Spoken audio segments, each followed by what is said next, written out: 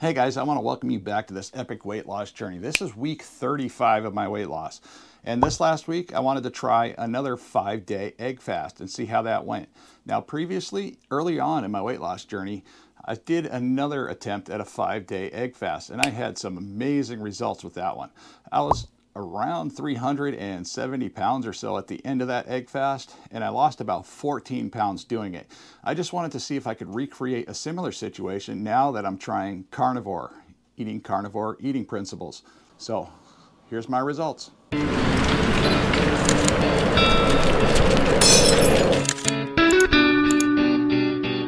So let's get on into this week's weigh-in and see what happened.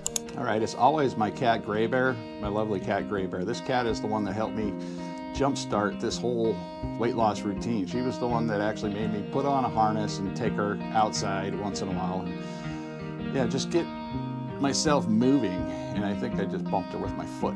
Oh, poor kitty. Okay, but every morning she likes to walk me down the hall when we're gonna get ready to do these weigh-ins. And these weigh-ins take place on Saturday morning first thing. It's approximately 3 o'clock in the morning right now. I'm gonna get this scale teared in, make sure it's zeroed out real good, and we're gonna see what this week's weight is. Okay, we're looking at, oh, there we go. Yes, 299.4 pounds. Yeah, 299.4 pounds. That's what we're gonna call it for this week. Okay, that is fantastic news because this is the second time I have gotten down below 300 pounds in this weight loss journey. Like I said, last week I did some exercise and it wound up gaining me, 9.4 pounds. And that was because I started exercise. Now, when you start exercising, a viewer told me that it basically releases cortisol in the muscles. And when you release cortisol in the muscles, it starts the building process. It's wanting to actually build muscle.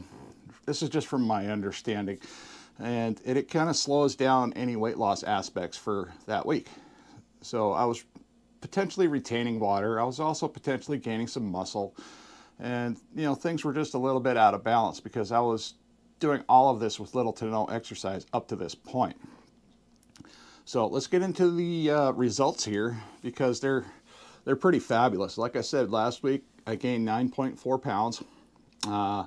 Let's see, this last week's weigh-in was 307.7 pounds minus this week's weigh-in, which is 299.4. Now that is a total weekly weight loss of 8.3 pounds in 1 week. Now this is very similar to the original, let's see, the original 5-day egg fast that I tried. At that time I was 370 pounds, but I was 14 pounds heavier before I started that egg fast. So I lost 14 pounds by doing a 5-day egg fast, which turned into being, I believe, 4 days. And then I tried an additional week. A little bit after that, I did an egg fast along with sardines. Eggs and sardines are super powerful tools, especially if you want to have quick weight loss, like extremely quick weight loss with little to no exercise. Now, this is also a type of fast that I wouldn't recommend doing under an exercise type routine. Just basically do the fast, eat as many eggs as you want, eat as many sardines as you want if you choose to do it with sardines, and just go throughout your week drinking your water, taking your vitamins, electrolytes, and whatever nutrients you might need. Now, the reason I wanted to do this in the first place was just to see if I could get varying results and also see if I was going to feel a little bit differently. Because when I first started the egg fast, I was very carb addicted. I was into eating regular type pizzas once in a while, you know, traditional dough type pizzas with regular pizza bread and ingredients and stuff like that. I was also addicted to sugary snacks, and once in a while I would cave into those things. So I wanted to see if I would feel any different this time, because now that I'm doing carnivore 90-10 eating principles, I wanted to see if it was going to, you know, change my results. Could I possibly recreate the experiment that I did many weeks ago? And so far I am pleasantly surprised because I have similar results. Now, the first time I did it, remember, I was about 370 pounds at the end of that week. I was still incredibly huge. I was a big guy. I also had a bunch of water weight going on, so I was still losing water weight. And when you do an egg fast, the first thing to typically drop off quickly is going to be the water weight.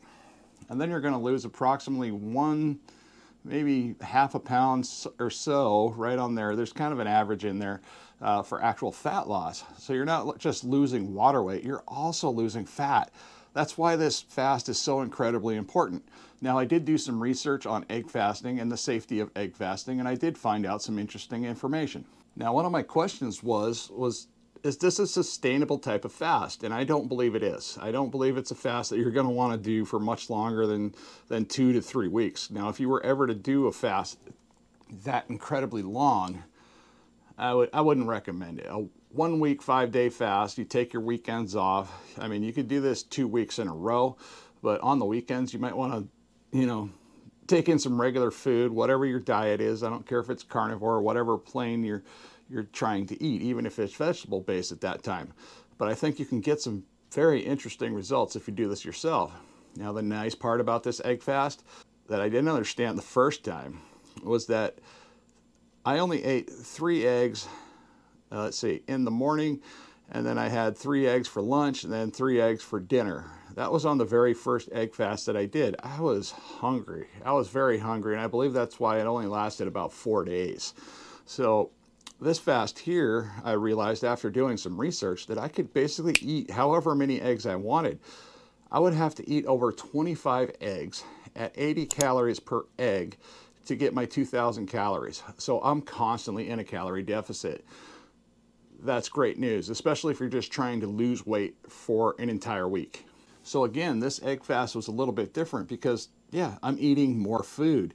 And, technically a fast is not eating any food at all, but the egg fast has been something that's been going around for quite a while. And I just wanted to try it in a totally different way to see what would happen. And I'm pleasantly surprised with what's going on here. Now, throughout this weight loss journey, let's see, I lost 135.6 pounds in 35 weeks. That is 3.874 pounds per week since I started this weight loss journey 35 weeks ago. That's equally as impressive numbers. I am super satisfied with those numbers, and I just want to keep on going. Now, I'm not going to continue to keep doing these 5-day type egg fasts. Maybe in a couple weeks after regular carnivore type eating, I might do another egg and sardine fast because it's really not that hard. Because I've had a lot of practice since I got started with fasting. And that's how I got all of this weight loss going in the first place, was fasting principles. And then I moved on to different type of eating styles, keto, KetoVore, and carnivore type eating. I've had a hard time. I've had a struggle with 100% carnivore. So I kind of stick on the KetoVore plane, overall. And whenever I'm taking days off, I'm just trying to keep whatever little 10% in there keto friendly. That way I can continue, hopefully, to lose weight, not become completely out of ketosis and wreck the whole routine. But throughout this weight loss journey, I've started my own type of eating principle, which is 90-10, which is 90% meats and fats, 10% I love my life, which is a basic carnivore eating principle. It's not 100% carnivore, but it allows me enough to basically forgive myself if I make some minor mistakes. Because at times I might, have some cravings like some fruit, maybe an avocado, or possibly use some vegetables. And it's just something that we do at times, so why not give yourself that extra 10% and love your life? So if you're new here, I've been on a mission to stay under 300 pounds for the last 35 weeks. I started at 435 pounds 35 weeks ago. Now, it hasn't been an easy journey up to this point, but I have figured out how to lose weight with little to no exercise. Now, last week I did try to do some exercise, and that didn't exactly work out too well for me. Because throughout the process of adding in exercise, I didn't realize that exercise was going to kind of mess up my weight loss routine. And I actually gained about 9 pounds last week, I believe. I'd have to go back and look at the numbers. But my problem is that since I started exercising, and I wasn't doing a whole lot of exercise, I was just doing some push-ups and some basic weightlifting and stuff like that to try to, hopefully tone up this body as I'm losing weight, because I don't want a whole lot of excess skin on this frame, when I potentially get down to my goal weight of 235. Now again, that goal weight might change over time, because 235 is a pretty light weight for me and my body's size and type and for the stuff that I do, but we'll have to see as we go. But so far, as I go down the road with carnivore, I actually enjoy eating more meats and fats than I do vegetables and fruits. Now, I will occasionally have a vegetable and fruit in there, but those are becoming less and less because I used to start out by like eating bananas, and then I found out bananas were really wrecking it.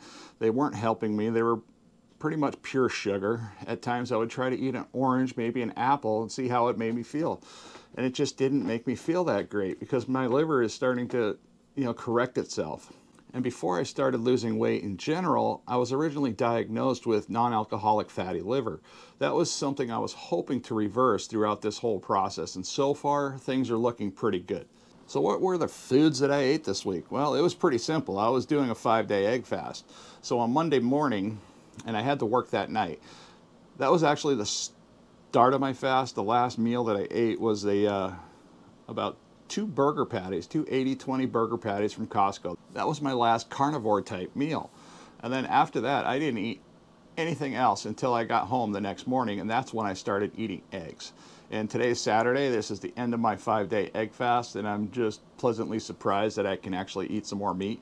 And yeah, I think I'm gonna make an interesting dish here later. I got some ground up moose meat. We're probably gonna add in some eggs, maybe some onion for flavor, but definitely some seasonings like garlic and Redmond seasoned salt, which is just, oh, that stuff is great. If you haven't tried it, definitely go out and get some and try it. But overall this week, I'm incredibly happy with my second attempt at an egg fast while doing carnivore, because it made me feel amazing, like right away. Now, since I've been doing carnivore and I've had previous practice with fasting, everything went really, really easy. I could actually get myself in the mindset to prepare myself to do this type of fast. For one, because I can eat food. That's the beautiful thing about an egg fast, is you can actually eat food while you're doing the fast. So I was eating approximately anywhere from 8 to right around 20 eggs per day. So that keeps me in a calorie deficit regardless. I wasn't adding anything crazy. I wasn't adding sugars or sugary sweeteners and stuff like that, sauces like ketchup, barbecue sauce, or anything like that to the eggs. Just basic seasonings, a lot of salt. Himalayan salt, for instance, is one of my favorite salts. Redmond salt and Celtic sea salt is another one that I like to add. That way I'm also getting the electrolytes when I drink water at the same time. So basically how the fast went is I would maybe eat some hard-boiled egg, for instance. If that didn't satiate me enough, I'd make 3 or 4 scrambled eggs. Fried eggs over easy works pretty good. Basically eggs, any way you can consume them, works really well throughout the egg fast. Now, it's really not a very difficult fast in my opinion, because it keeps you in a calorie deficit and it also keeps you eating food throughout the entire week, which is fantastic. So every time I got hungry, I just basically went for some eggs.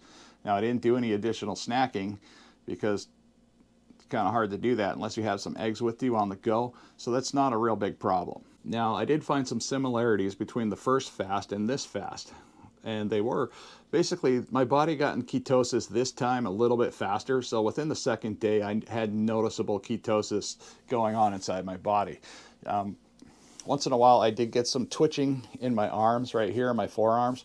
And that's okay. That's just your body reacting to a lot less calories and different types of nutrients just from the eggs, for instance. Now, a couple other normal things that I did feel that was similar to the original egg fast is that you automatically feel the difference in your legs. A lot of the water weight is coming directly out of your legs when you're doing an egg fast. So if you have any swelling in your legs, like edema or anything like that, a lot of that goes away. So your shoes are potentially going to fit better. Your feet are definitely going to feel better, because a lot of the pain for me walking around on these hardwood floors in this trailer has completely gone away. So that's been incredibly nice. I think my main goal is just to spread awareness and share with people that, hey, if you're morbidly obese like me, and technically I'm under 300 pounds again, so that makes me regular obese according to the BMI chart. And I really don't listen to the BMI chart anymore because I realize that's pretty much nonsense. And it just gives you basic markers for a community as far as health goes, health and weight. And it doesn't really judge exactly how much health you have gained by the way you're eating or not eating. So it's similar to the scale, for instance. The scale does not tell me in any way whatsoever if I'm healthy or not. It just tells me how much I weigh for any particular day. And as we found out over this weight loss journey, water weight doesn't tell you if you're healthy or not, because sometimes you can gain an easy 8 pounds every time you get on that scale, just depending on how much water or food you ate the previous day. But for the off-scale victories this week, I didn't have a whole lot. Now, if anybody's been following along with my community tabs and potentially my last live stream, I did discuss that I was going to attempt to stop smoking once again, because it's extremely hard for me to get out here and talk to people about health and nutrition and be a smoker or somebody addicted to vaping products and stuff like that. So I am giving it the hardest try that I think I ever have since I was 13 years old to actually quit smoking. Not just quit smoking, but get away from nicotine altogether. Now, when I first tried to stop smoking in the first place, I was using a product, basic vape products and stuff like that. Now, I did years in research when everything started coming out, the health aspects and stuff. So I can't really recommend it because there's a lot of dangers to vaping that are just hidden there, especially with these new pod type vapes that are out on the market today. You can't take them apart, you can't break them apart, you can't change the batteries in them anymore. You can't even do the basic maintenance and cleaning that you could do beforehand when these vapes first started coming out.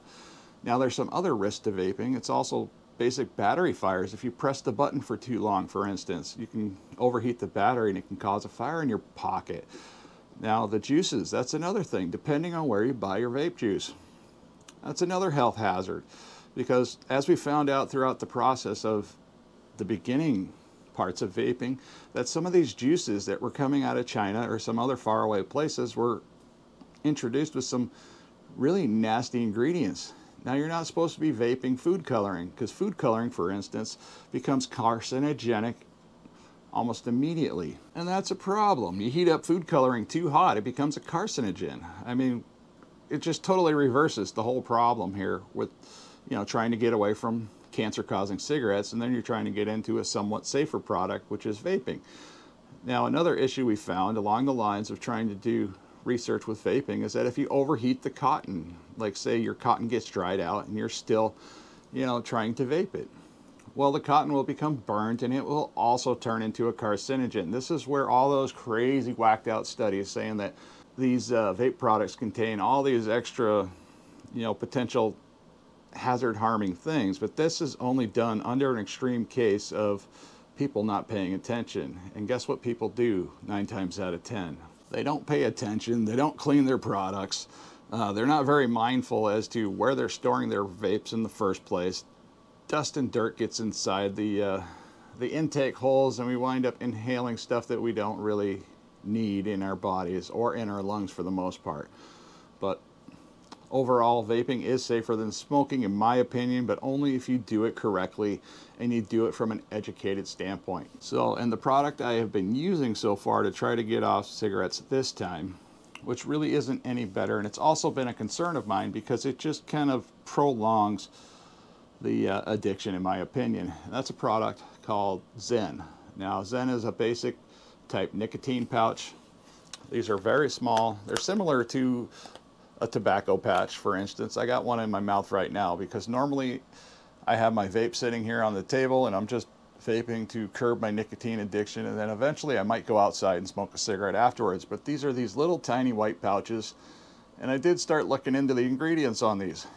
I didn't care for some of the ingredients that are in here. Now, a viewer did mention that some of these contain sweeteners, and it might not be the best natural type of sweeteners that I want to have in my body, especially when I'm trying to do a weight loss journey. So I'm trying to wean myself off of these while I'm quitting smoking. So far, I've done really good. My last cigarette was, I believe last Tuesday was the last cigarette I had. So Monday night was technically, and it turned into Tuesday. So yeah, that was the last day that I smoked cigarettes this week. So I've been approximately 4 days without cigarettes now. I'm just trying to punch through all the holes and get over all of the anxiety wrapped around it and the actual habit of just going in and out the door smoking cigarettes and using my vape as I'm just trying to work on these videos. By the way, if you're trying to quit smoking, none of this is easy. And it hasn't been easy. Like I said, I've been smoking since I was 13 years old. This is a problem. That's been way too many years. It hasn't been strict, like just constant smoking for that entire 13 years. But there were times I was smoking 2 to 3 packs a day, sometimes more. Now that is a problem. So I calmed that down many years ago, and I was only smoking about a pack a day, sometimes less than a pack a day, but on average it was about a pack a day. And then even recently here, within the last couple of months, I wound up smoking pretty close to 2 packs to a pack and a half a day again. And it's just a process of things just building up over time, and it's just one of those things. I think it's important to just try to quit smoking, and try to quit smoking as quickly as possible. Now, cold turkey is extremely hard, and it's something I'm working on, because as soon as I get done with these, and I only have one more container of these, and these contain 15 pouches. Now, the milligrams that I'm using for the nicotine is 3, and I would actually recommend 3 milligrams if you're trying to use this particular type product to get off of smoking in the first place. And the reason why is because the other option is a little bit higher in nicotine. It's 6 milligrams. Now, if you were to smoke like 3 packs a day, 6 milligrams would be considerably low amount of nicotine. But since I don't smoke that much, I'm only mainly a pack a day, pack and a half at most, 3 milligrams is perfect. Now, my vape juice, that is also 3 milligrams of nicotine. So in theory, that should be enough to hopefully start weaning me off. Now, like I said, these have some sweeteners in there. So they're trying to get you addicted to these pouches with the nicotine and the sweetener at the same time. So that's something else to be aware of. So once again, if you found anything in this video interesting, please subscribe to the channel, hit that like button before you leave, and I really do hope to see you in the next one.